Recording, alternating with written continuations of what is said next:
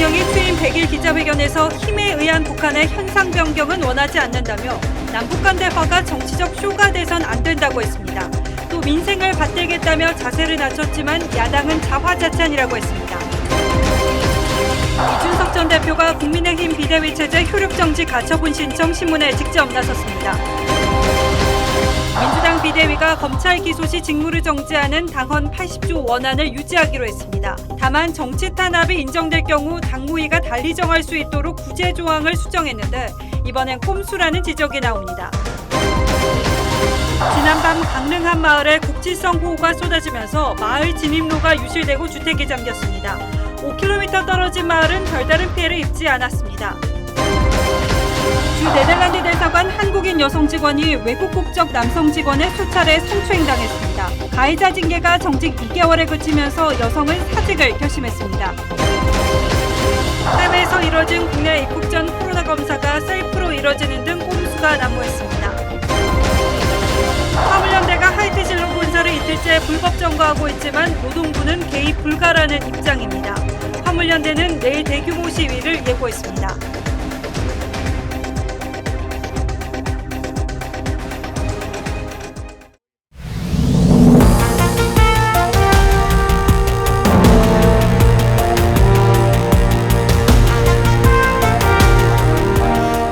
시청자 여러분 안녕하십니까? 뉴스나인의 신동욱입니다. 윤석열 대통령이 오늘 취임 100일을 맞아서 첫 공식 기자회견을 열었습니다. 국내 문제는 물론 외교 안보 현안까지 다양한 주제에 대해 구상을 밝히고 질문도 나왔는데 이만하면 무난하게 했다는 평가와 최근의 국정 상황에 대한 설명이 충분치 못해 아쉬웠다는 평가가 동시에 나왔습니다. 특히 인사 논란이나 여당의 내용과 같은 민감한 질문에 즉답을 피하면서 다소 맥이 빠지는 감도 없진 않았습니다. 먼저 구민성 기자가 오늘 기자회견의 주요 내용부터 요약해드리겠습니다. 윤석열 대통령은 모두 발언에서 북측에 비핵화 대화를 재차 제안했습니다. 포괄적인 담대한 구상을 제안하였습니다. 미북 북미 관계 정상화를 위한 외교적 지원, 재래식 무기 체계의 군축 논의. 이틀 전 광복절 경축사에서 언급한 경제 지원에서 한 발 더 나아가 구체적인 외교적 지원책까지 언급한 겁니다. 특히 비핵화에 대한 확고한 의지만 보여주면 할 수 있는 일들을 다 도와주겠다면서 힘에 의한 북한의 체제 변화도 원하지 않는다고 강조했습니다. 힘에 의한 그런 현상 변경은 전혀 원하지 않습니다. 제일 중요한 것은 남북한 간의 지속 가능한 평화의 정착이고 특히 문재인 정부의 남북 대화가 평화쇼로 끝났다는 지적이 있었던 만큼 남북 관계를 정치쇼로 끌고 가지 않겠다는 의지도 보였습니다. 대화와 협상이 정치적인 쇼가 돼서는 안 되고 어떤 실질적인 한반도 동북아의 평화 정착에 유익해야 된다는 일제 강제징용 문제에 대해선 주권 문제 충돌 없이 징용 피해자들이 보상을 받을 수 있는 방안을 강구하고 있다며 김대중 오부치 선언을 계승해 한일 관계를 미래지향적으로 끌고 가겠다는 의지를 강조했습니다. 이런 가운데 북한은 오늘 오전 서해상으로 순항미사일 2발을 발사했는데 한미연합훈련에 대한 반발 성격으로 보입니다. TV조선 구민성입니다. 오늘 회견에서 가장 큰 관심을 모았던 건 취임 100일도 안 돼 지지율이 20%대까지 떨어진 데 대해 대통령 스스로가 어떻게 진단하고 있는지였을 겁니다. 대통령은 구체적인 답변을 피하면서도 국정의 최우선은 첫째도 둘째도 국민의 뜻이라면서 몸을 한껏 낮췄습니다. 대통령실 개편 문제에 대한 입장도 나왔습니다. 이어서 홍연주 기자가 보도하겠습니다. 윤 대통령은 정치 시작 후 1년여의 시간을 돌아봤다면서 시작도 방향도 목표도 국민이란 말로 입을 열었습니다. 모두 발언에서 국민을 20번이나 언급했고 국민의 숨소리 하나 놓치지 않겠다고도 했습니다. 한치도 국민의 뜻에 벗어나지 않도록 그 뜻을 잘 받들겠습니다. 저부터 앞으로 더욱 분골쇄신하겠습니다. 30% 안팎에 불과한 지지율에 대해 윤 대통령은 민심을 겸허하게 받들겠다며 몸을 낮췄습니다. 지지율 하락의 원인으로 꼽히는 인사 문제에 대해서는 철저하게 다시 챙기고 검증하겠다고 했고 특히 대국민 소통에 어떤 문제가 있었는지를 면밀하게 짚어나가겠다며 대통령실부터 쇄신하겠다는 의지를 밝혔습니다.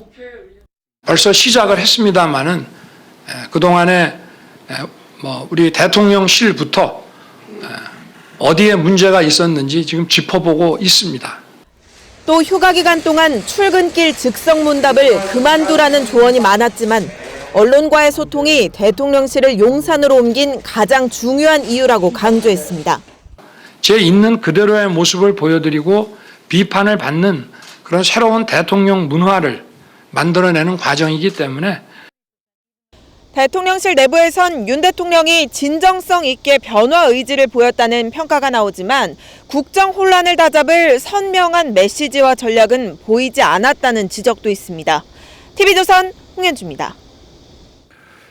대통령의 기자회견이라는 게 제약된 시간 안에서 워낙 폭넓은 주제를 다루다 보니 항상 아쉽다는 반응들이 많았죠. 오늘 기자회견 역시 대통령은 지난 100일의 성과를 말하고 싶어 했고 기자들은 최근의 여권 혼란상이 가장 궁금했을 겁니다. 하지만 예상했던 대로 여권 내부의 혼란상, 특히 이준석 전 대표 문제에 대해서는 매우 신중한 모습을 보였습니다. 야당의 알맹이 빠진 자화자찬이라는 평가도 늘 듣던 그대로입니다. 보도에 황선영 기자입니다. 불안이 없도록 윤석열 대통령은 극심한 내홍 상태에 있는 여당 문제에 거리를 뒀습니다. 특히 이준석 전 대표가 자신을 직접 공격하고 있는 상황에 대해서도 챙겨보지 않았다며 답변을 피했습니다. 민생 안정과 국민의 안전에 매진을 하다 보니 다른 정치인들께서 어떠한 정치적 그 발언을 하셨는지 제가 제대로 챙길 기회도 없고 지지율 하락의 원인을 구체적으로 꼽아달라는 질문에도 민심을 살피겠다는 원론적인 답변으로 대신했습니다. 이 지지율 그 자체보다도 그런 여론 그 조사에서 나타난 그 민심을 겸허하게 받드는 것이 중요하다고 생각하고 이준석 전 대표는 윤 대통령이 자신의 발언을 챙겨보지 않았다고 말한 데 대해 같은 주장으로 맞받았습니다. 당내 민주주의에 대한 그런 고민을 많이 하다 보니 대통령께서 사실 어떤 말씀을 하셨는지 제대로 챙기지는 못했습니다. 불경스럽게도. 윤 대통령의 회견에 대해 여야의 평가는 엇갈렸습니다. 국민의힘은 정치 갈등에 가려져 있던 정책 성과를 국민께 잘 설명한 자리라고 평가했고 민주당은 나쁘끄러운 자화자찬에 그친 알맹이 없는 회견이라고 혹평했습니다. TV조선 황선영입니다. 이준석 대표는 자신의 거취가 달려있는 중요한 법원의 심리가 있었던 오늘도 대통령에 대한 직설적인 비판을 피하지 않았습니다. 앞서 보셨듯 불경스럽게도 기자회견 보지 못했다라고 비아냥되기도 했죠. 이 전 대표가 신청한 가처분, 즉 국민의힘 비대위 출범에 하자가 없었는지의 법원 판단은 내일쯤 나올 걸로 보입니다. 황병준 기자가 취재했습니다. 이준석 전 대표가 서울 남부지법에 나타나자 이 전 대표 지지자와 보수 성향 유튜버 사이에 고성이 오갑니다.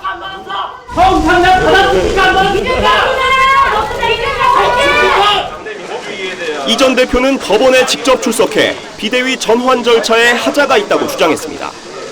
당내 민주주의가 훼손된 부분에 대해 가지고 재판장님께 드릴 수 있는 말씀을 다 드릴 수 있도록 하겠습니다.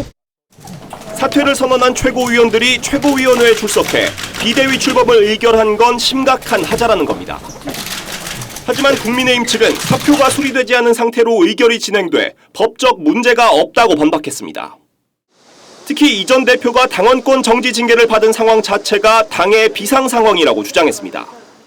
당 대표가 고리되거나 최고위원회의 기능이 상실되는 등이란 말이 있기 때문에 기타 이에 준하는 당의 비상 상황도 해당이 된다고 소명을 했고요. 재판부는 이르면 내일 판단을 내놓을 예정인데 인용될 경우 여권 지도 체제에 큰 혼란이 오게 되고 기각되면 이 전 대표의 큰 정치적 타격이 예상됩니다. TV조선 황병준입니다. 자, 윤석열 대통령의 첫 회견을 두고 평가가 이렇게 엇갈리고 있는데 오늘 회견장에 있었던 김정우 기자는 어떤 생각이었는지 직접 물어보도록 하겠습니다. 자, 김 기자 어서 오십시오. 대통령의 기자회견은 늘상 논란을 좀 남기죠. 이번 회견에 대한 그러니까 대통령실 출입 기자들이죠. 현장 기자들의 반응은 어땠습니까? 현장에서는 일단 좀 내용과 형식 모두 좀 지적을 많이 받기는 했습니다. 예. 그 지지율이 30% 안팎으로 떨어진 상황이었기 때문에 국민들은 아무래도 진솔한 반성과 그리고 앞으로 어떻게 국정 운영을 쇄신할 건지 대통령의 구상을 듣고 싶었을 겁니다. 그런데 그 원인을 꼽아달라는 첫 질문에도 민심을 겸허하게 받들겠다는 원론적인 답만했고요. 또 인사 문제에 대한 질문에도 인적 쇄신을 정치적 목적으로는 안 한다. 이런 답변뿐 구체적인 방향은 내놓지 못했습니다. 자, 이준석 전 대표에 대한 질문도 나올 걸로 물론 예상을 했겠죠. 예. 대통령은 즉답을 피하던데 이건 뭐 사실 대통령이 생각이 없어서가 아니라 대답하기가 좀 어렵지 않았겠습니까? 예, 그럴 겁니다. 왜냐하면은 그 피해가겠다는 뜻이 분명해 보였습니다. 민생에 매진하다 보니까 정치적 발언은 챙길 기회가 없었다고 답을 했고요. 이 전 대표도 그걸 좀 비아냥대듯이 똑같은 답으로 받아쳤죠. 예. 그러나 그 윤 대통령이 여권에서 어떤 상황이 벌어지고 있는지 몰랐다는 건 좀 진솔한 답변으로 보기 힘든 측면이 있습니다. 여권 전체에 극심한 혼란이 이어지고 있고 그리고 문자 공개로 인해서 대통령이 불가피하게 논란 속으로 빨려든 측면도 있는 만큼 국정 책임자로서 유감 표명 정도는 필요했다. 이런 지적도 나왔습니다. 예, 그렇겠죠. 예. 기자회견의 형식 문제도 좀 짚어보죠. 과거와 달리의 이제 질문, 예전에는 질문도 이제 서로 조율해서 질문지를 나눴는데 질문을 사전 조율하지도 않고 질문자가 미리 선정되거나 그런 것도 없었다고 하는데 실제로 그랬습니까? 예, 일체 없었습니다. 그 기자들끼리 사전에 미리 질문이나 질문자를 조율할 경우에 그 짜고 한다 이런 비판의 소지가 있어서 예. 즉석에서 대변인이 질문자를 지명하는 방식으로 진행이 됐습니다. 그래서 좀 회견 전에 기자들끼리 예상한 좀 민감한 질문들이 있었는데 아까 말씀드린 그 이준석 전 대표 문제와 함께 뭐 내부 총질 문자 논란 그리고 윤핵관 그룹에 대한 입장 또 김건희 여사 역할론과 같은 게 꼽혔는데 예. 좀 시간이 짧은 데다가 몇 개 안 되는 그 질문마저 외신에게 좀 많이 갔거든요. 그래서 국민들이 궁금해하는 사안에 대해서 질문이 충분히 나오지 못했던 측면도 있습니다. 예. 그런데 사실 조금 전에 김 기자가 언급한 그런 질문들은 대통령도 질문이 나올 걸로 예상을 하고 답변을 준비를 하긴 했을 겁니다. 예. 어떤 답변을 준비했는지 사실은 좀 궁금해서 했었는데 질문 자체가 없었기 때문에 좀 아쉬웠습니다. 그렇죠. 예. 프롬프트 없는 회견이었다는 얘기도 들리던데 역시 이것도 자연스럽게 하겠다 뭐 이런 뜻이었을까요? 예, 그 모두 발언 부분이었는데 한 20분 동안 윤 대통령은 프롬프트 없이 키워드를 중심으로 기자들의 눈을 마주쳐가면서 설명할 계획이었다고 합니다. 하지만 좀 원고 내용 전달에 신경을 쓰다 보니까 결과적으로는 그냥 연설문을 읽는 모양새가 됐습니다. 그래서 취임 100일을 맞아서 국민에게 꼭 직접 국정을 설명해야 한다면 좀 감성을 자극하고 지지를 이끌어내기 위한 좀 치밀한 기획이 필요했다. 이런 지적도 있습니다. 예, 장소 역시 과거 청와대 회견보다는 확실히 좀 왜소해 보이긴 했어요. 예, 그 용산 대통령실에서 평소에 활용되던 그 브리핑룸을 그대로 쓴 건데요. 예. 과거 청와대 시절에 뭐 춘추관이나 영빈관에 비해서 확실히 규모가 작습니다. 당초 그래서 외부에 있는 그 잔디광장이나 뭐 강당이나 로비 이런 여러 장소를 놓고 검토를 했지만 좀 쇼가 아니라 내용에 집중하자 이런 취지로 브리핑룸을 장소로 선택을 했다고 합니다. 조금 전에 이제 문재인 대통령 당시에 청와대 기자회견장 보면 굉장히 웅장하지 않습니까? 예. 오늘은 뭐 굉장히 소탈하게 보이는 건 사실입니다. 예. 대통령이 쇼를 아주 싫어한다 이런 얘기를 저도 들은 적이 있습니다. 그래서 아주 자연스럽게 준비한 흔적은 있었지만 또 다르게 보면 좀 허술하고 어수선해 보였다 이런 측면도 있는 것 같아요. 기자들의 반응은 어떻습니까? 좀 비슷했습니다. 그 좀 문재인 정부 때처럼 아까처럼 그 배경 음악까지 막 동원하는 그런 정도는 아니더라도 어느 정도 섬세한 연출이 분명히 필요했을 겁니다. 물론 윤 대통령이 그 쇼에 대한 거부감이 워낙 크기도 하고 좀 진솔한 대화를 강조했다고는 하지만 그 홍보수석실의 기획력이 부족했던 건 부인하기 어려워 보입니다. 예, 참 뭐 저희 같은 언론들이 비판하기는 참 쉽습니다만 대통령실 입장에서는 이렇게 해도 저렇게 해도 또 그 비판 피해 가기는 어렵다. 이게 대통령 회견 같습니다. 예. 예, 김정우 기자도 수고 많았습니다. 예.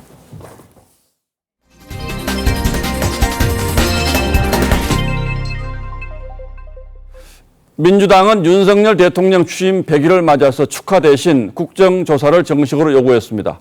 대통령실 이전과 사적 채용 문제, 대통령 부인 김건희 여사 관련한 의혹 등을 국정조사로 따지겠다는 거죠. 그런데 이미 짐작하셨겠지만 야당이 다루겠다는 주제 자체가 여당이 수용하기는 쉽지 않은 것들이어서 국정감사 앞두고 정치권은 이미 정쟁의 한복판으로 들어선 것이나 다름없습니다. 민주당이 이렇게 세게 나오는 배경에는 곧 대표가 될 이재명 후보 문제도 분명히 있을 겁니다. 민주당의 분위기는 정민진 기자가 취재했습니다. 민주당은 소속 의원 전원과 친여 성향 무소속 의원까지 175명의 서명으로 국정조사 요구서를 국회에 제출했습니다. 지금 호미로 막을 수 있는 일을 가래로도 막지 못하는 상황이 올 수도 있기 때문에 대통령 관저공사에 수의 계약한 업체가 김건희 여사와 관련이 있다는 의혹, 그리고 대통령실 채용에 사적 인맥이 동원됐다는 의혹에 대해 국정조사를 하겠다는 내용입니다. 사적 채용에 아주 정실 인사로 가득 차 있는 것 같습니다. 대통령실이 정말 썩은 내가 진동한다 이런 이야기가 돌 정도로 국정조사를 통해 건진 법사가 이권에 개입했다는 의혹과 폭우 대응 문제까지 들여다볼 계획입니다. 169석을 가진 민주당은 단독으로 국정조사를 맡을 위원회 구성이 가능한데 여당은 무분별한 정치 공세라고 반발했습니다. 충분히 확인할 수 있는 국회의 여러 방법을 두고 굳이 국정조사를 하겠다는 것은 그야말로 정치 공세가 아니면 무엇입니까? 민주당은 23일 열리는 국회 운영위 업무보고에서도 사적 채용 의혹 등을 따질 계획이어서 여야 대치는 당분간 이어질 전망입니다. TV조선 정민진입니다. 이런 가운데 민주당은 그동안 격렬한 당헌의 논란을 불렀던 당헌 80조 개정은 포기하기로 했습니다. 이재명 방탄용이라는 윤리적 부담이 워낙 컸기 때문으로 보입니다. 그러나 기소가 되더라도 피해갈 길은 다 만들어 두었습니다. 오현주 기자가 자세한 내용 설명하겠습니다. 민주당 비상대책위원회는 2시간 반 회의 끝에 당헌 80조 1항에 기소된 당직자의 직무를 정지하도록 한 조항을 유지하기로 했습니다. 대신 사망에서 정치 탄압으로 판단될 때 구제 결정을 하는 기구를 윤리심판원에서 당무위원회로 변경하기로 했습니다. 1항의 취지를 살리면서도 부당한 그런 탄압이나 수사에 대해서는 예외 조항을 열어놓는 것으로. 당 안팎에서 이재명 방탄용이라는 비판이 커지자 일부 조항만 바꾸는 절충안을 내놓은 겁니다. 비대위원회 과반수가 반대를 했기 때문에 수정을 절충을 할 수밖에 없었다. 친명계 의원들은 검찰의 선택적 수사를 지켜보고도 이런 결정을 했다는 것이 실망스럽다고 반발했습니다. 하지만 외부 인사가 절반 이상 포함된 윤리심판원 대신 당대표가 의장을 맡는 당무위가 구제 권한을 갖게 되면 결과적으로 셀프 구제가 가능해 꼼수라는 비판이 나옵니다. 이재명 당대표가 유력한 상황에서 당대표를 어떻게든 기소가 되더라도 유지를 하고 좀 구제를 하겠다. 민주당은 19일 당무위와 23일 중앙위원회 표결을 거쳐 당헌 개정을 마무리할 예정입니다. TV조선 오현주입니다. 검찰이 해외로 도피한 쌍방울 그룹의 전 현직 임원들에 대해서 체포영장을 발부했습니다. 인터폴에 적색 수배를 요청하고 여권 무효화 조치에도 착수했습니다. 이재명 의원 변호사비 대납 의혹의 핵심 인물로 지목된 만큼 언제까지 수사를 미룰 수 없다는 강한 의지를 보인 셈이고 이렇게 되면 수사가 급물살을 탈 수도 있습니다. 김도형 기자가 보도합니다. 쌍방울 계열사가 누군가에게 빌려준 단기 대여금은 지난해 말 기준 200억 원이 넘습니다. 검찰은 김성태 전 회장과 양선길 회장이 이 돈 대부분을 빼돌린 것으로 보고 체포영장을 발부받았습니다. 대여금의 액수가 크다거나 횟수가 이제 여러 차례 된다거나 그랬을 때는 법에 저촉될 손실은 크다고 볼 수가 있겠죠. 두 사람은 쌍방울 수사가 시작되기 전 이미 해외로 도피한 상태. 검찰은 인터폴에 적색 수배를 요청하는 절차에 착수하고 여권 무효화도 검토 중입니다. 적색 수배가 내려지면 현지 경찰이 이들을 체포해 국내로 이송할 수 있고 여권 무효화 땐 불법 체류자 신분이 됩니다. 쌍방울은 이재명 민주당 의원의 변호사비 대납 의혹도 받습니다. 검찰은 이들 전현직 회장이 빼돌린 것으로 의심되는 돈이 이 사건과 연관돼 있는지도 들여다보고 있습니다. 또한 대장동 개발 특혜 의혹과 관련해 검찰은 정민용 변호사를 수차례 불러 당시 이재명 성남시장에게 어디까지 보고했는지를 추궁한 것으로 전해졌습니다. 경찰이 수사 중인 성남FC 후원금 의혹도 기소 의견으로 검찰에 넘어올 것으로 보여 이 의원을 향한 검찰 수사가 전방위로 확대되는 모양새입니다. TV조선 김도영입니다. 지난밤 강릉의 한 마을에 시간당 30mm 폭우가 쏟아졌습니다. 주택 10채가 물에 잠기고 도로가 완전히 뜯겨나갈 정도였는데요. 직선거리로 불과 5km 떨어진 마을은 별다른 피해를 입지 않았습니다. 왜 이렇게 차이가 컸던 건지 이승훈 기자가 취재했습니다. 집 앞까지 흙탕물이 가득 찼습니다. 소방대원들이 차오른 물을 헤치며 고립된 주민을 구조합니다. 어젯밤 10시 반쯤 강릉 주문진의 한 마을에 시간당 30mm의 폭우가 쏟아졌습니다. 하천이 범람하면서 주택 10채가 침수됐습니다. 나무가 내려오면서 다리바를 막아버린 거야. 막으니까 이게 역류해버린 거야, 물. 흙탕물에 갇힌 주민 9명이 구조됐고 25명은 마을 회관 등으로 긴급 대피했습니다. 물이 차고 저쪽 골짜기에서 폭포처럼 내려오고 있었죠. 그래서 우리는 고립이 됐다고. 그때 119 대원들이 오셨더라고요. 물이 빠진 마을 모습은 처참합니다. 도로는 완전히 뜯겨나왔고 물이 들어찼던 집안은 온통 진흙밭입니다. 인근 텃밭은 형체도 없이 사라졌습니다. 기습폭우로 하천이 범람해 주택들이 물에 잠기면서 이렇게 가재도굴들도 완전히 망가졌습니다. 기상청은 동풍을 타고 온 비구름이 계곡에 갇히면서 집중호우를 쏟아낸 것으로 보고 있습니다. 주민들은 마을 위쪽 공사 현장이 피해를 더 키웠다고 주장합니다. 뭐 하는 사람이 있어 덜 수는 있는데 이 겨울이 계속은 많이 됐어요. 그래서 산을 많이 깎고 그 나무도 깎고. 강릉시는 응급복구가 끝나는 대로 차차 공사가 하천 범람에 영향을 미쳤는지 조사할 계획입니다. TV조선 이수훈입니다. 전국을 핥힌 집중호우는 일단 한숨 돌렸지만 매년 장마뒤 하천 하류와 호수, 댐에서는 쓰레기와의 전쟁이 이어지죠. 이번에는 충주댐과 대청댐에 거대한 쓰레기 섬이 생겼습니다. 자칫하다가는 더 큰 수질 오염을 불러올 수 있어서 하루라도 빨리 수거 작업을 마치는 게 최선이라는데요. 김다로 기자가 현장을 다녀왔습니다. 수도권 최대 식수원인 충주호입니다. 교각 주위로 물은 보이지 않고 각종 쓰레기만 떠 있습니다. 가까이서 들여다보니 냉장고와 축구공, 슬리퍼 등 생활 쓰레기가 나뭇가지와 뒤엉켜 있습니다. 호수가 땅처럼 변했습니다. 각종 플라스틱 제품과 드럼통까지 집중호우에 떠밀려온 쓰레기가 거대한 섬이 됐습니다. 지난 8일부터 닷새 동안 충주호 유역에는 270mm의 큰 비가 내렸습니다. 이 비에 휩쓸려온 쓰레기 더미만 15,000세제곱미터. 무게로는 4,500톤으로 추정됩니다. 중장비를 동원해 수거 작업을 해보지만 밀려드는 쓰레기는 끝이 없습니다. 또 집중되게 되면은 더 많이 들어올 수 있는 상황이 분유 쓰레기는 저희가 현재 2주 정도 수거하는 데 소요될 것으로. 떠내려온 쓰레기가 늘어나 작업이 늦어지게 되면 수질 악화도 우려됩니다. 물을 먹은 쓰레기가 바닥으로 가라앉기 때문입니다. 빨리 안 건지면은 이게 가라앉는다고. 가라앉으면은 또 다음 장마 때 또 물이 뒤집힐 때 그때 또 건져야 되니까 그동안에 썩잖아. 충청권 식수원인 대청호에도 지난 10일부터 이틀 동안 내린 폭우에 쓰레기 섬이 생겼습니다. 모레부터 수도권과 충청 등지에 또 비가 예보된 만큼 쓰레기 추가 유입도 우려되는 상황입니다. TV조선 김다로입니다. 요즘 남해는 해파리와 전쟁을 벌이고 있습니다. 이 한창 전어잡이에 나서야 할 어민이 조업을 포기하고 해파리 퇴치 활동에 나설 정도인데요. 어민들은 배가 못 지나갈 정도로 해파리가 극성이라는 하소연입니다. 이성진 기자가 다녀왔습니다. 어선 두 척이 그물을 끌고 바다를 항해합니다. 그물을 끌어올리자 해파리 수백 마리가 올라옵니다. 최근 수온이 30도까지 치솟으며 급격히 늘어난 보름달 물 해파리입니다. 그물에 걸린 해파리는 배가 움직이거나 어민들이 그물을 끌어올리는 과정에서 잘게 찢어져 그대로 폐사합니다. 보름달 물 해파리 한 마리는 자가 분열로 5,000마리까지 증식하는데 4월부터 출현해 수온이 높아지는 7월쯤 대량 발생합니다.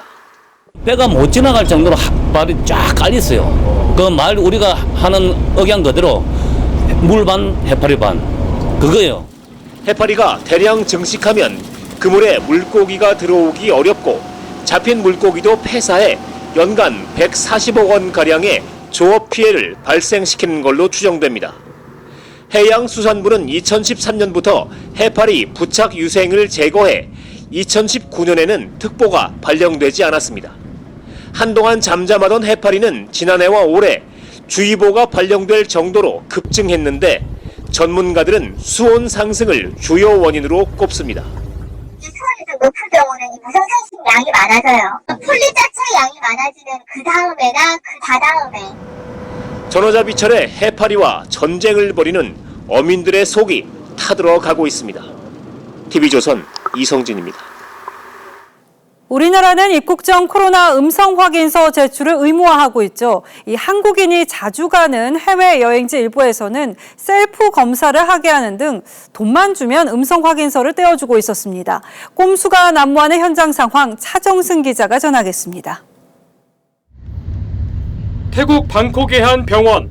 주로 한국 여행객들이 입국 전 코로나 검사를 받기 위해 모여드는 곳입니다. 셀프 검사 결과로도 음성 확인서를 발급해 주는데 한 명뿐인 의사는 검사를 제대로 하는지는 물론 검사 결과도 잘 보지 않습니다. 이미 음성이라고 적힌 확인서에다가 제 여권 번호랑 제 이름만 적고서 태국 병원에서 한국인을 상대로 이거 음성 확인서 장사하는구나 이런. 온라인상에서는 이처럼 입국 전 검사를 쉽게 받을 수 있는 곳이 여행 정보처럼 퍼지고 있습니다. 대충 한다고 하긴 하더라고요. 깊게 안 찌르고 좀 겉에만 문지르고 뺀다고 하긴. 출발일 기준 48시간 이내 PCR 검사를 받거나 24시간 이내 전문가용 항원 검사를 받아야 하는데 미국 등 주요국들이 폐지한 입국 전 검사를 여전히 적용하고 있어 벌어지는 일입니다.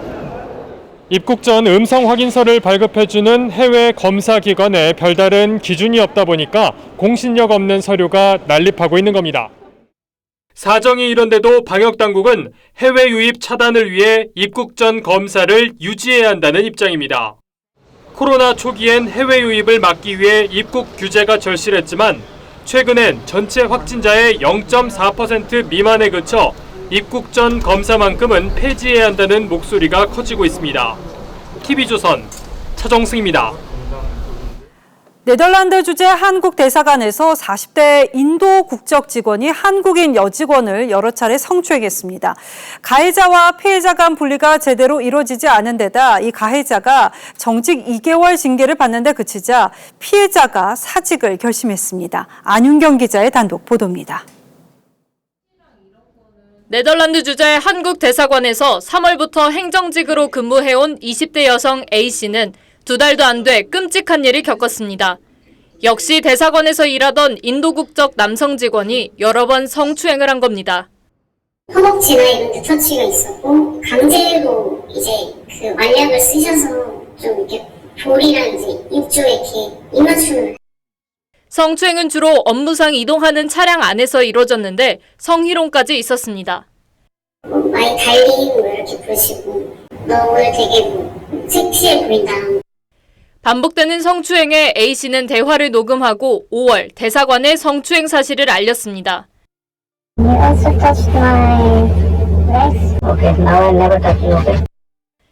성추행을 확인한 대사관은 가해 남성에게 정직 2개월 징계를 내리고 가해자 휴대전화에서 A씨 연락처를 삭제하고 서로 마주치지 않도록 동선 분리 조치도 했습니다. 하지만 이후에도 A씨는 대사관 내에서 계속 가해자와 마주쳐 추가 피해 두려움에 떨어야 했고 결국 중도 사직과 귀국을 결심했습니다. 할 수 있는 뭐 그런 이제 방법들은 다 취해봤는데 어쨌든 아무 소용이 없었고. 외교부는 이번 사안을 관련 지침에 따라 엄중히 처리했다는 원론적인 입장을 밝혔습니다. TV조선 안윤경입니다. 대형 온라인 쇼핑몰이 무광 검은색 제품을 팔면서 멍청한 흑인이라고 표기했습니다. 업체는 번역기 오류라는 해명인데 이렇게 적절치 않은 표현으로 물건을 판매하는 일, 다른 쇼핑몰에서도 어렵지 않게 포착됩니다. 정도가 심하면 처벌도 받을 수 있다고 합니다. 김충영 기자가 보도합니다. 한 온라인 쇼핑몰에 올라온 스포츠 용품입니다. 무광 검은색 제품이 멍청한 흑인이라고 표기되어 있습니다. 패션 상품에서도 마찬가지입니다. 건방진 흑인이란 색상도 있습니다. 장애인 비하 표현도 쉽게 눈에 띕니다. 보청기에 청각 장애인 비하 표현이 나오는가 하면 보행 보조기를 팔며 보행 장애인을 낮잡는 표현을 씁니다. 쇼핑몰 측은 판매자들이 중국 쇼핑몰 제품 등을 한국어로 직역해 올리면서 황당하게 번역한 것이라고 설명합니다. 무광을 뜻하는 한자에 멍청하다는 의미도 있어서 벌어진 일이란 겁니다. 하지만 의도적 차별 표현도 눈에 띕니다. 미백 효과를 강조하는 이 제품은 흑인 치약으로 팔립니다. 요즘 인종차별 이런 건 되게 심각한 문제잖아요. 외국에서도 그렇고 이런 건 꼭 제재가 필요한 것 같아요. 많이 검토해보고 이렇게 조금 더 신중하게 물건들을 판매해야 될 것 같다는 생각이. 취재가 시작되자 일부 쇼핑몰은 차별적 표현을 차단했습니다. 인권이나 이런 쪽의 이슈는 굉장히 민감한 이슈이기 때문에 근본적으로 발생하지 않게끔 관리하는 노력이 필요하다. 이렇게. 업체들은 사후 모니터링에 더욱 신경 쓰겠다고 했습니다. 쇼핑몰들은 판매 수수료로 연간 수천억 원을 법니다. 그만큼 책임감 있는 자세도 필요할 것입니다. TV조선 김충영입니다. 박삼구 전 금호아시아나 회장이 1심에서 징역 10년을 선고받았습니다. 경영권을 회복하려고 계열사 자금을 부당하게 동원한 혐의 등을 받는데 보석 상태에서 재판을 받다가 법정 구속됐습니다. 판결 배경은 서영애 기자가 전하겠습니다. 계열사 부당 지원과 3천억 원대 횡령, 배임 혐의로 재판에 넘겨진 박삼구 전 금호아시아나 회장. 주주나 직원분들에게 하실 말씀 없으세요? 직원들한테 미안하죠. 네, 심려를 끼쳐서. 1심 법원은 박 전 회장에게 징역 10년을 선고했습니다. 함께 재판에 넘겨진 임원 3명도 징역 3년에서 5년형을 받았습니다. 박 전 회장은 그룹 지주사격인 금호산업을 인수하려고 계열사 4곳에서 3,300억 원을 빼내쓴 혐의 등으로 재판에 넘겨졌는데 대부분의 혐의가 인정된 겁니다. 재판부는 대기업은 자유로운 활동을 보장받아야 하지만 동시에 법 질서를 준수하고 사회적 책임을 다해야 한다면서 개인 회사를 위해 계열사를 이용하는 건 기업 건전성과 투명성을 저해한다고 지적했습니다. 박 전 회장은 지난해 보석으로 풀려나 불구속 재판을 받았는데 실형이 선고되면서 법정에서 구속됐습니다. TV조선 서영일입니다. 스토킹 범죄자에게 전자발찌를 채우는 법안이 추진됩니다. 그동안 전자발찌는 살인과 성폭력, 강도 등 강력 범죄자에게 채웠는데 최근 스토킹 피해가 크게 늘면서 강력 대응이 예고됐습니다. 조성호 기자입니다. 한 남성이 여성을 따라갑니다. 눈치챈 여성이 뒤를 돌아보자 주변 건물로 들어갑니다. 하지만 이내 다시 뒤따라갑니다. 제가 현관문 문을 닫으려고 했는데 살짝 뒤돌아본 순간에 그 남자가 바로 제 뒤에 서 있었던 거예요. 정부가 스토킹 범죄자에 전자발찌를 채우는 방안을 추진합니다. 지금은 살인과 성폭력, 강도 등 강력 범죄자에 대해서 부착해왔는데 그 범위를 스토킹 범죄자까지 넓히겠다는 겁니다. 스토킹으로 실형을 선고받은 범죄자는 출소 후 최대 10년, 집행유예범도 5년까지 전자발찌를 채우고 피해자에게 접근도 못하게 할 방침입니다. 스토킹범이 전자발찌를 한 채 피해자에게 접근하면 경보가 울리는 시스템도 구축합니다. 정부가 이렇게 고강도 대책을 내놓은 것은 스토킹이 살인 등 흉악범죄로 발전하는 일이 계속되기 때문. 집 앞에 몇 번이나 찾아갔나요? 죄송합니다. 지난해 10월 스토킹 처벌법이 시행됐지만 오히려 스토킹이 급증한 것도 영향을 끼쳤습니다. 정부는 법안이 국회를 통과한 뒤 이르면 내년부터 스토킹범 전자발찌를 시행할 계획입니다. TV조선 조성호입니다. 세금 고지서 받으시면 명목이나 액수가 적절한지 잘 따져보셔야겠습니다. 지난 5년 동안 세금 9조 원이 과잉 징수된 것으로 집계됐습니다. 납세자들은 세금이 과하다 싶어도 우선 내고 소송을 통해서 돌려받는 게 최선이라면서 불만 목소리를 높였는데요. 왜 세금이 높게 측정되는 경우가 많은지 정준영 기자가 보도합니다. 지난 2010년 동업자와 요양병원을 개업한 A씨는 7년 뒤 느닷없이 세무조사를 받았습니다. 건물 대출이자를 병원 사업비용으로 세액공제 신고했는데 이자가 개인재산 유지비용이라며 2억 1천만 원의 세금이 부과된 겁니다. A씨는 부당하다며 조세 심판을 제기했고 관할 세무서는 6개월 후에야 부당 추징을 인정하고 세금을 돌려줬습니다. 납세자들은 수개월간 낭비한 돈과 시간에 분통을 터뜨립니다. 비용 낭비도 되고 준비하는 과정에서 상당한 행정력 낭비도 있고 이렇게 국세청이 잘못 부과한 세금은 지난 5년간 9조 135억 원, 같은 기간 조세 심판 청구는 2배 가까이 늘었고 관련 심판과 소송에서 4건 중 1건은 납세자가 승소했습니다. 전문가들은 복잡하고 자주 바뀌는 세법과 함께 징세 편의주의를 원인으로 지적합니다.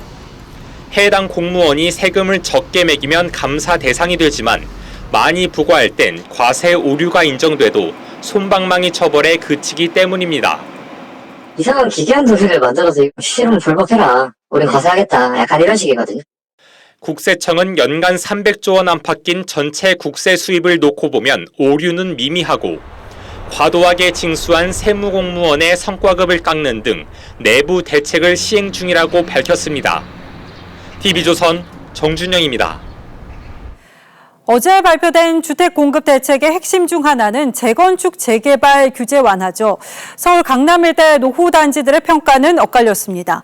이번 공급 대책으로 가장 큰 수혜를 입을 것으로 꼽혔던 목동 역시 알맹이 없는 대책이라는 목소리가 높았는데요. 이 현장 반응을 정수양 기자가 들었습니다.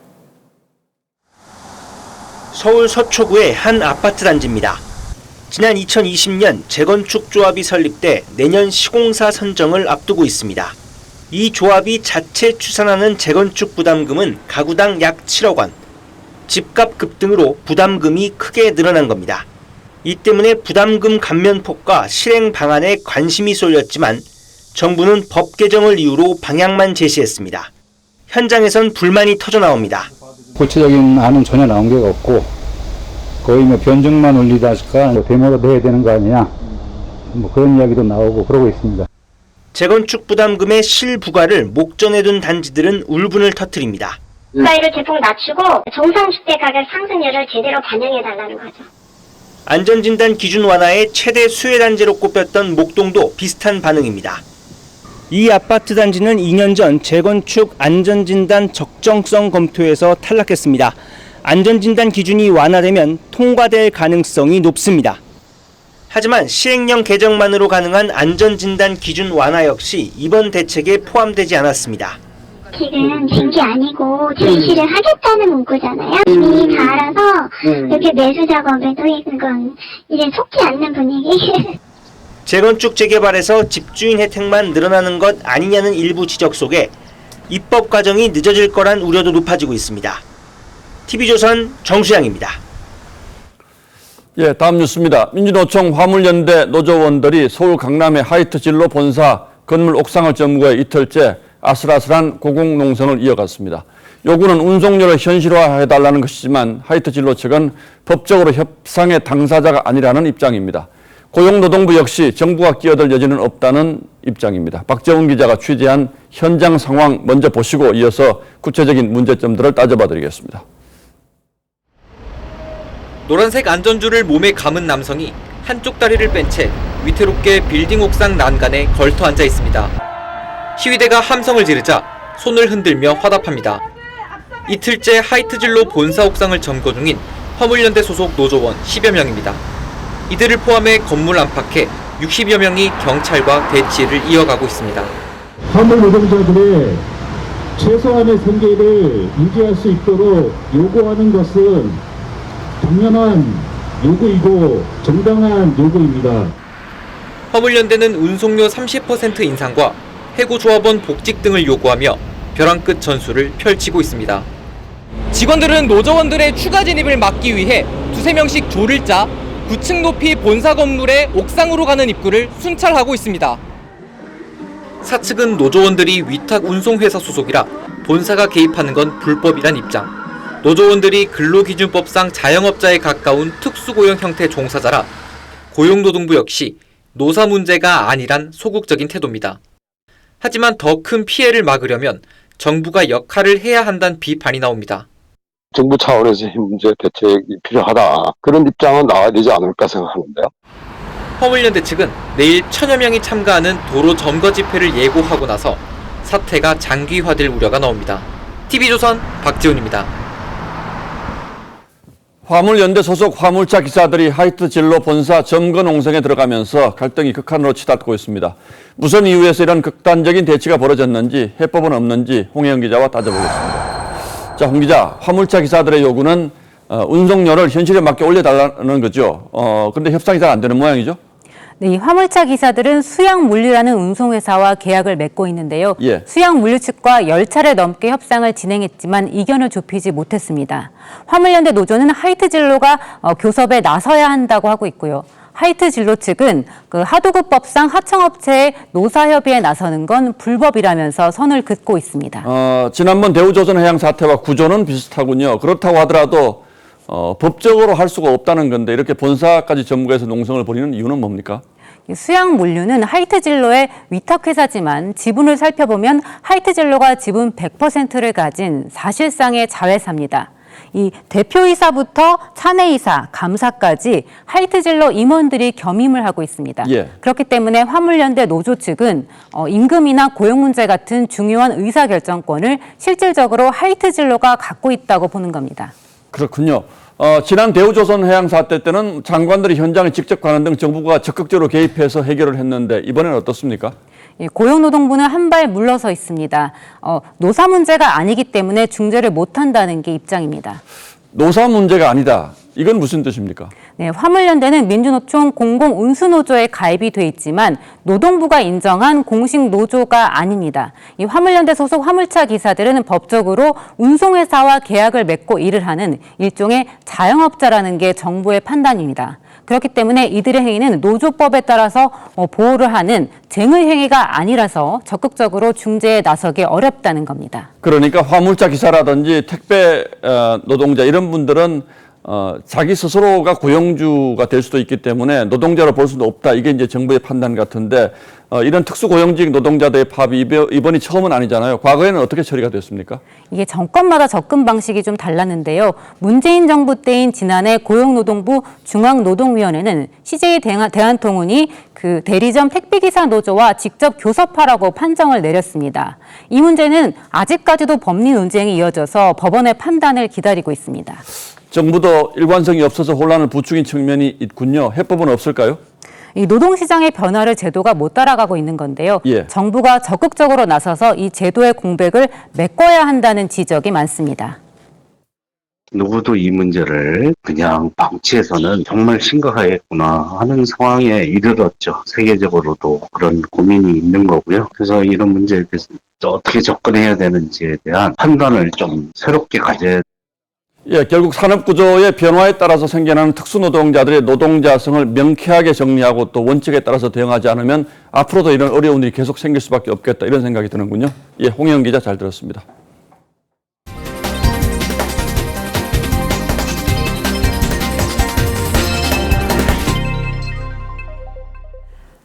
윤석열 대통령이 지난 대선 때 광주 복합 쇼핑몰 유치를 공약으로 내세웠죠. 현대에 이어서 신세계가 호남권 최초의 스타필드를 짓겠다고 발표했습니다. 롯데도 그저 바라만 보고는 있지 않고 있습니다. 인구 150만 광주에 유통 경쟁이 벌어질 조짐입니다. 장윤정 기자입니다. 윤석열 대통령은 대선 후보 시절 호남 홀다론을 언급하며 광역시 중 유일하게 광주에만 없는 복합 쇼핑몰 추진을 약속했습니다. 수도권이든 전국 어디를 가도 많습니다. 이런 복합 쇼핑몰이. 부산에 가보세요. 대전에 가보시고 대구를 가보십시오. 왜 광주만 없습니까? 신세계는 지난 2015년 복합 쇼핑몰을 추진했다 지역 상인의 반대 등으로 철회했고 2017년 재추진했지만 당시 문재인 대통령이 대형 유통업체가 골목 상권을 무너뜨린다고 언급한 데다 시민단체 등이 반대하면서 유보됐습니다. 하지만 윤석열 대통령 당선으로 규제 완화 기대감이 높아지면서 신세계그룹은 호남권 첫 스타필드 건립 계획을 다시 꺼내들었습니다. 광주 어등산 부지에 실내 워터파크, 스포츠 시설을 갖춘 복합 쇼핑몰을 짓겠다는 구상입니다. 기존 광주 신세계백화점은 부산 신세계 센텀시티에 버금가는 규모로 확대 개발하고 에르메스와 루이비통, 샤넬 등 명품도 함께 입점시킵니다. 쇼핑 문화 레저 엔터에 휴양까지 한 곳에서 즐길 수 있는 체류형 정통 복합 쇼핑몰을 선보일 계획입니다. 현대백화점 그룹도 지난달 미래형 문화복합몰 더현대 광주 계획을 발표했고 롯데그룹도 관련 부지를 검토 중입니다. 하지만 토지 이용 계획 협의 등이 남아 있어 실제로 복합 쇼핑몰이 들어서기까지는 상당한 시간이 걸릴 것으로 보입니다. TV조선 장윤정입니다. 미국에서 승용차를 훔쳐서 SNS에 과시하는 놀이가 유행입니다. 도난 범죄인 건데 절도범들은 유독 미국에서 생산된 한국 자동차를 노렸습니다. 이유가 뭔지 최원희 기자가 전해드리겠습니다. 한 여성이 어질러진 차 내부에 대해 설명합니다. 운전대 아래 차 열쇠를 꽂는 부분이 망가져 있습니다. Kias are manufactured so that you can actually hotwire a Kia with a charger. So we love that. 최근 미국 여러 주에서 현대와 기아 차량을 훔치는 범죄놀이, 일명 SNS 챌린지가 유행하고 있습니다. 훔치는 방법을 알려주거나 훔친 차를 타고 질주하기도 합니다. 도난 방지 장치, 엔진 이모빌라이저 기능이 없는 지난해 11월 이전 차종들이 주로 표적이 되고 있습니다. 일리노이주 시카고를 관할하는 쿡 카운티는 우려스러운 절도 유행이라면서 지난달 1일부터 지금까지 현대 기아차 도난 신고가 642건에 달한다고 밝혔습니다. 지난해 같은 기간보다 8배 넘게 증가한 수치입니다. 위스콘신, 미주리, 캔자스 등 일부 주에선 차주들이 자동차 설계 결함 때문에 도난당했다며 회사를 상대로 단체 소송을 내기도 했습니다. 현대차 미국 법인은 운전대 잠금 장치를 지원하고 오는 10월부터 보안 키트도 제공하겠다는 대책을 내놨습니다. TV조선 최원입니다. 줄거리보다 먼저 음악을 떠올리게 하는 영화들이 있습니다. 그만큼 음악은 영화에서 중요한 요소죠. 한 번 들으면 잊을 수 없는 영화 음악을 만드는 음악 감독 저스틴 허위츠를 박소연 기자가 만나고 왔습니다. 서로 다른 꿈을 품은 연인의 만남과 이별을 그린 라라랜드. 자칫 평범할 수 있는 영화를 다른 질감으로 바꿔낸 건 저스틴 허위츠의 음악이었습니다. To enhance the emotions that are on screen, or whether they want to help you feel something that's not there.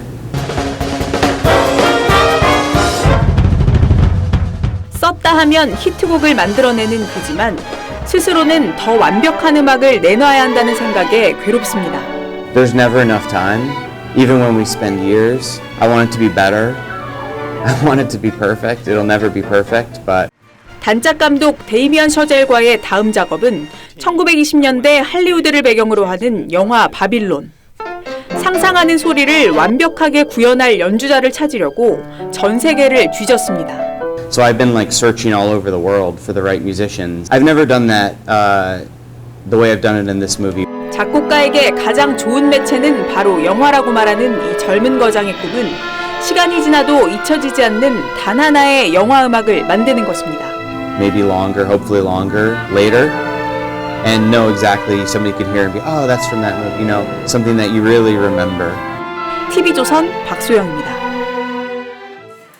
10년 만에 부활하는 프로야구 전면 드래프트를 앞두고 한 선수가 뜨거운 감자로 떠올랐습니다. 2년 전 학교 폭력으로 프로 입단이 무산됐던 김유성 선수인데요. 올해 드래프트에 다시 참가합니다. 이다솜 기자입니다. 지난 2020년 프로야구 NC는 신인 1차 지명 철회라는 사상 초유의 결정을 내렸습니다. 1차 지명 선수 투수 김유성의 중학교 시절 학교폭력 전력이 드러났기 때문입니다. 지명 사흘 만에 NC 유니폼을 벗게 된 이 선수는 몰락한 고교 에이스로 그렇게 잊혀지는 듯 했지만 김유성이 최근 다시 뜨거운 감자로 떠올랐습니다. 고려대학교에 재학 중인 김유성이 올해 드래프트에 신청서를 냈기 때문입니다. 야구 실력은 더 발전했다는 평가. 191cm의 큰 키에서 내리꽂는 강속구는 당장 프로에서도 통할 만큼 실력으로만 보면 상위 지명이 유력해 보입니다. 대한야구협회가 부과했던 1년 출전 정지 징계도 모두 끝낸 만큼 자격엔 문제가 없지만 팬들의 비난을 우려하고 있는 것도 구단들의 현실입니다. NC의 재지명 가능성도 언급되는 가운데 NC 구단은 기량만 보면 지명이 돼야 하는 선수가 맞다면서도 고민 중인 단계라며 말을 아꼈습니다. 수도권의 한 구단은 실력은 상위 지명자가 맞지만 피해자와 합의를 하지 않은 점이 껄끄럽다고 했습니다. 올해 신인 지명 순서는 한화, 기아, 롯데, NC 순입니다. 김유성의 행선지는 다음 달 15일 결정됩니다. TV조선 이다솜입니다.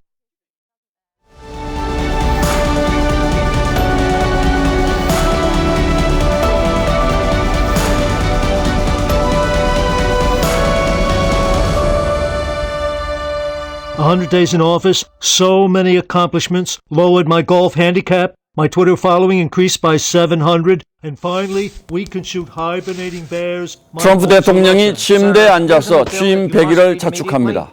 트럼프의 좌충우돌 100일을 풍자한 애니메이션입니다. Oh God, this is horrible. This was supposed to last me the whole 4 years. 미국의 대통령들이 취임 100일의 성과를 따지기 시작한 것은 루즈벨트 대통령 때부터입니다. 그는 이 나라는 지금 행동을 요구한다고 선언한 뒤에 100일 사이에 76개의 법안을 통과시켜 강력한 정책으로 밀어붙였습니다. 그의 100일 치적은 전무후무한 사선 연임의 기반이 됐고 그 뒤로 100일 계획 발표와 집행은 관례가 되다시피 했습니다. 국민과 의회, 언론이 호의적으로 봐주는 이른바 허니문 기간과 겹쳐 국정 동력을 확보하는 가장 중요한 발판으로 삼곤 하죠. 그러나 민주화 이후 우리 대통령들은 허니문은커녕 험난한 100일을 견뎌내야 하는 경우가 더 많았습니다. 태어나서 100일이 지난 것을 100일 잔치로 축하하듯 말이죠. 시작도 국민, 방향도 국민, 목표도 국민이라고 하는 것을 가슴에 새기고 있습니다. 윤석열 대통령이 취임 100일 기자회견에서 국민의 뜻을 받들겠다고 다짐했습니다. 국민의 숨소리 하나도 놓치지 않고 한치도 국민의 뜻에 벗어나지 않겠다고 약속했습니다. 모두 발언을 국민으로 시작해 국민으로 맺음으로써 국민이 지지율로 표시한 실망과 질책을 겸허하고 무겁게 받아들인 겁니다. 그러나 20분 가까운 모두 발언 대부분은 지난 100일의 성과를 내세우고 자평하는 데 할애했습니다. 100일 동안 국민의 마음속에 깊이 각인된 당혹스러움과 불안감에 대한 성찰과 개선의 여지는 크게 보이지 않았습니다. 오늘 기자회견에서 국민이 듣고 싶었던 이야기는 따로 있었을 겁니다. 무엇이 부족했고 무엇을 잘못했는지 솔직하게 인정하고 어떻게 고치고 바꾸겠다는 성찰과 반성 어린 약속 말이죠. 그런데 아쉽게도 대통령은 앞으로 여러 문제를 따져보고 짚어나가겠다는 데 그쳤습니다. 초유의 집권당 내분에 대해서도 답변을 피했습니다. 민생을 살피느라 정치권에 누가 무슨 말을 했는지 챙겨볼 여유가 없었다는 말도 진솔하게 들리지 않았습니다. 옛말에 잘못을 깨달으면 즉시 고치기를 주저하지 말라고 했습니다. 세찬 바람이 불어야 비로소 풀이 강함을 알 수 있다는 말도 있습니다. 윤석열 정부는 출항한 지 100일 만에 드센 폭풍 후에 갇혔습니다. 앞으로 1700일 험난한 여정이 또 남아 있습니다. 하지만 안타깝게도 오늘 기자회견에서는 지난 100일에 대한 성찰도 앞으로의 1700일에 대한 비전도 잘 느껴지지 않았습니다. 지금이라도 고장난 엔진과 방향타를 점검하고 사람에게 충성하지 않는다던 그 기백을 되살려 남은 1700일의 항해를 준비하길 바라겠습니다. 8월 17일 앵커의 시선은 대통령 윤석열의 길이었습니다.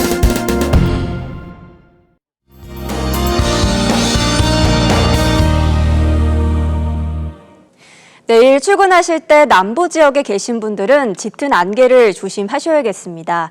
앞을 볼 수 있는 거리가 200m 정도밖에 되지 않겠고요. 안개는 낮이 되면서 점차 사라지겠습니다. 중부 내륙 지역은 낮 동안 소나기가 쏟아질 수 있겠습니다.